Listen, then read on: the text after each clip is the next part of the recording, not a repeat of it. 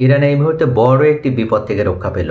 যুদ্ধ শেষ হলেও বা যুদ্ধবিরতির মাধ্যমে যুদ্ধ আপাতত বন্ধ থাকলেও ইরানের বিরুদ্ধে ষড়যন্ত্র ইসরায়েল একের পর এক অব্যাহত রেখেছে। ইসরায়েলের গোয়েন্দা সংস্থা মোসাদ ইতিমধ্যে উল্লেখ করেছে তারা সকল শীর্ষ স্থানীয় কর্মকর্তাদেরকে টার্গেট করে আবারও গুপ্ত হত্যা পরিচালনা করবে যদি ইরান কোনো ধরনের পারমাণবিক কর্মসূচি অব্যাহত রাখে। তবে ইরানের পক্ষ থেকে তারা উল্লেখ করেছে তাদের পরমাণু কর্মসূচি তারা শুধু অব্যাহতই রাখবে না, আইএইএ আন্তর্জাতিক আণবিক শক্তি সংস্থার পক্ষ থেকে তাদের কোনো ধরনের সাহায্য সহযোগিতার প্রয়োজন নেই, তারা এককভাবে এখন তাদের পারমাণবিক কর্মসূচি পরিচালনা করবে।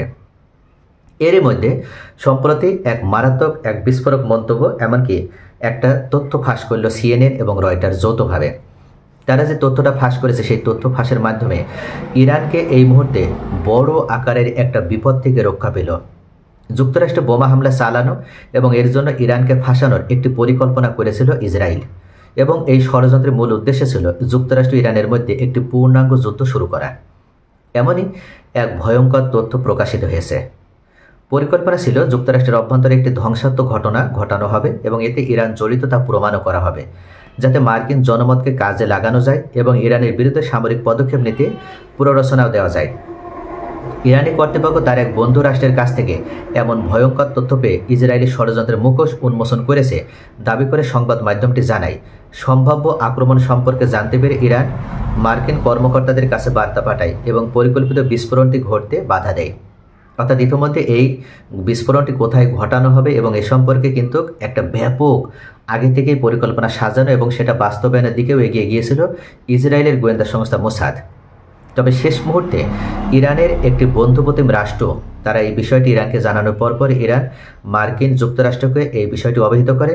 ঠিক তার পরপরই মার্কিন যুক্তরাষ্ট্র তাদের সেই ষড়যন্ত্র অর্থাৎ ইসরায়েলি গোয়েন্দা সংস্থা মোসাদ এটার সাথে জড়িত হয়ে যে হামলাটা করতে চেয়েছিল সেই ষড়যন্ত্র সম্পূর্ণভাবে নস্যাৎ করে দেয়।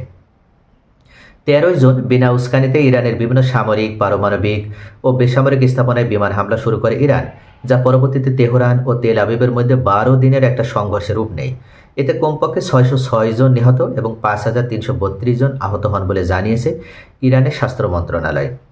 এদিকে জেরুজালেমের হিব্রু বিশ্ববিদ্যালয়ের প্রকাশিত পরিসংখ্যান অনুযায়ী জবাবে তেহরান ইসরায়েলের উপর প্রতিশোধমূলক ক্ষেপণাস্ত্র ও ড্রোন হামলা চালিয়েছে, যার ফলে কমপক্ষে 29 জন নিহত এবং 3400 জনেরও বেশি আহত হয়েছে। 2 সপ্তাহের এই যুদ্ধে ইরানকে সমর্থন জানায় পাকিস্তান।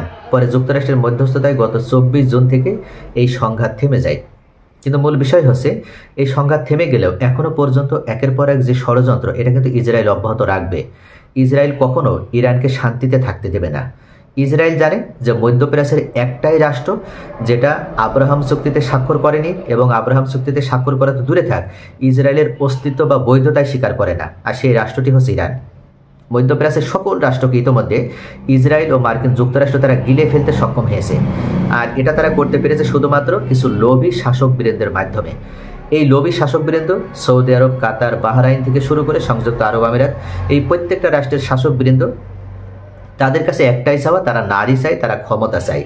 এবং ইসরায়েল এবং মার্কিন যুক্তরাষ্ট্র তারা এই নারী এবং ক্ষমতা দেওয়ার মাধ্যমে, এই অর্থ দেওয়ার মাধ্যমে এই শাসকবৃন্দকে তারা দুনিয়াতে জান্নাতি সুখ একের পর এক তাদেরকে প্রদান করেই যাচ্ছে। যার কারণে এরা কখনো ইসরায়েলের বিরুদ্ধে একটি কথাও বলবে না, ইসরায়েলের বিরুদ্ধে কোনো পদক্ষেপ নেবে না। কিন্তু ইরান এমন একটি রাষ্ট্র যাকে এখনও ইসরায়েল কুরাই করতে পারেনি, ইরানের শাসকবৃন্দকে কুরাই করতে পারেনি। আর এই জন্য ইরান একের পর এক ষড়যন্ত্র অব্যাহত রেখে যাবে ইরানের বিরুদ্ধে, যতক্ষণ না পর্যন্ত তারা ইরানের শাসন ব্যবস্থার পতন ঘটাতে না পারবে, বা ইরানকে যতক্ষণ পর্যন্ত না তারা পুরোপুরি নিজেদের কবজায় নিতে পারবে। সকলে ভালো থাকুন। Thanks for watching.